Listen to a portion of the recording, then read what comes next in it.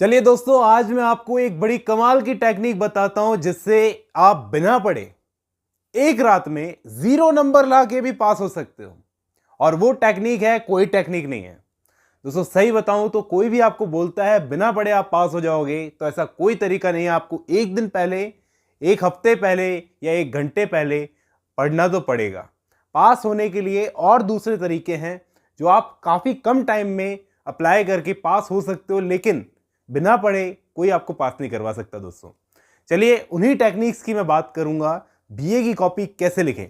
चलिए शुरू करते हैं, मिलता हूं इस वीडियो के एंड में। देखो दोस्तों, बिना पढ़े पास होने का कोई तरीका नहीं है। चाहे आपको आधे घंटे सही, 1 घंटे सही, एक दिन पहले सही, पढ़ना तो पड़ेगा। एग्ज़ाम के 1 घंटे पहले ही सही आपको पढ़ना पड़ेगा। ये स्ट्रेटजी होती है, एक तरीका होता है आपको पास होने का। बहुत सारे बच्चों के साथ में ऐसा होता है, किसी एक सब्जेक्ट में वो अच्छे होते हैं और बाकी सब्जेक्ट में कमज़ोर होते हैं, तो इसलिए उनकी बैक लग जाती है या फिर वो फेल हो जाते हैं। तो आपकी बैक ना लगे या आप फेल ना हो, इससे बचने का एक तरीका मेरे पास में है। ये तरीका मैं आपको बता सकता हूँ, लेकिन बिना पढ़े पास होने वाले एडवाइस देने वाले लोग जो आपको मिलते हैं उनसे तो दूर ही रहो तो ज़्यादा बेहतर है। देखो, ऐसा क्यों होता है कि बच्चों की बैक लग जाती है या फेल हो जाते हैं? सबसे पहले तो गलत सब्जेक्ट चूज़ करना। जो सब्जेक्ट आपका एरिया ऑफ इंटरेस्ट ही नहीं है, उसे चूज़ करने से ज़रूर आपकी बैक लगेगी, क्योंकि आप उसमें पढ़ोगे नहीं, उतना ध्यान नहीं दोगे। सेम मिस्टेक बच्चे तब करते हैं जब उन्हें देखा देखी में अपना मीडियम चेंज करना होता है। मतलब, कहने का मतलब 12th क्लास तक तो बच्चे हिंदी मीडियम में पढ़ते आए हैं, फिर अचानक फर्स्ट ईयर में जाकर वो अपने दोस्तों की देखा देखी में अपना मीडियम चेंज कर लेते हैं इंग्लिश में, जिसका रिज़ल्ट ये होता है कि उन्हें पेपर देते वक्त आता तो बहुत कुछ है, पढ़ा तो बहुत कुछ है उन्होंने हिंदी में सही, लेकिन वो लिख नहीं पाते। उनको ऐसा लगता है कि इंग्लिश में हम ट्रांसलेट करके लिख देंगे, लेकिन वो लिख नहीं पाते। तो ये एक वजह हो सकती है बैक लगने की। ये तो एक बात हो गई, गलत सब्जेक्ट चूज़ करने से या गलत मीडियम चूज़ करने की वजह से आपकी बैक लग गई। दूसरी बात ये कि जिस सब्जेक्ट में आप इतने अच्छे नहीं हो, उस सब्जेक्ट में सिर्फ आपको पासिंग मार्क्स चाहिए, तो क्या गलत चीज़ है ये? नहीं, ये गलत बात नहीं है।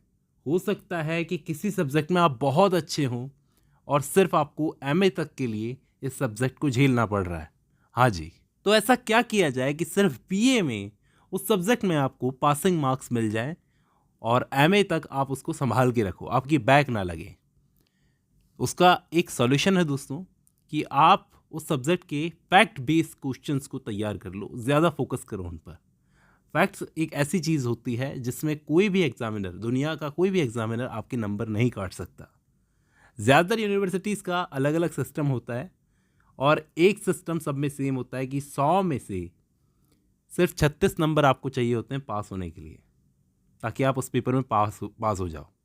यकीन मानो, अगर 100 नंबर के 6 पेपर आपके सामने है, अगर एक पेपर में आप सिर्फ पासिंग मार्क्स लेकर आते हो, आपके नंबर बिगड़ भी जाते हैं, तो बाकी में आप उन्हें कवर कर सकते हो, बल्कि अच्छी परसेंटेज भी बना सकते हो। ऐसे में सिर्फ आप एक ही चीज़ ध्यान रखो कि हर पेपर में आपको 2 टाइप की वैरायटी के क्वेश्चंस पूछे जाते हैं, सवाल पूछे जाते हैं। पहले तो वो जो फैक्ट बेस्ड होते हैं, इंग्लिश के पेपर में रेफरेंस कॉन्टेक्स्ट वो होते हैं क्वेश्चंस, और पॉलिटी और हिस्ट्री के पेपर में फैक्ट बेस्ड क्वेश्चंस होते हैं, और वो इसलिए रखे जाते हैं ताकि बच्चा फेल ना हो।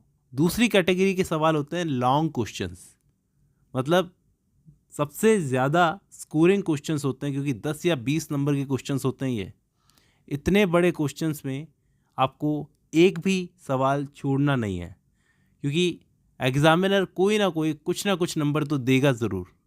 ये चीज़ ध्यान रखना, आपको वो क्वेश्चन छोड़ना नहीं है। एक बहुत ही पुराना तरीका है, आप अपने क्वेश्चन को शुरू करो, आज भी काम करता है, तब भी काम करता था, कि राइटर या कोई थिंकर है जिसके बारे में आपसे पूछा गया है, उसके बारे में दूसरे राइटर या दूसरे थिंकर ने क्या बोला है, ये ज़रूर लिख कर आओ। मैं दावा करता हूँ कॉपी चेक करने वाला आपसे इम्प्रेस हो जाएगा। और आखिर में अपना पॉइंट ऑफ व्यू, खुद का पॉइंट ऑफ व्यू क्रिटिकली लिखना है, जैसे कोई बहुत बड़ा क्रिटिक लिख रहा है कि आप इस पर्टिकुलर राइटर के बारे में, एरिस्टोटल के बारे में या प्लेटो के बारे में क्या सोचते हो। तो आप कभी फेल नहीं हो सकते दोस्तों। पासिंग मार्क्स तो मिलेंगे ही मिलेंगे, बल्कि अच्छे नंबर में मिलेंगे। उम्मीद करता हूँ ये तरीका आपके लिए हेल्पफुल रहेगा। आज की इस वीडियो में बस इतना ही। अब जब आपने ये वीडियो खत्म कर ली तो मैं उम्मीद करता हूं आपको ये टेक्निक समझ में आई होगी दोस्तों। और भी बहुत सारे तरीके हैं। चलिए आज की इस वीडियो में इतना ही, मिलता हूं नेक्स्ट वीडियो में।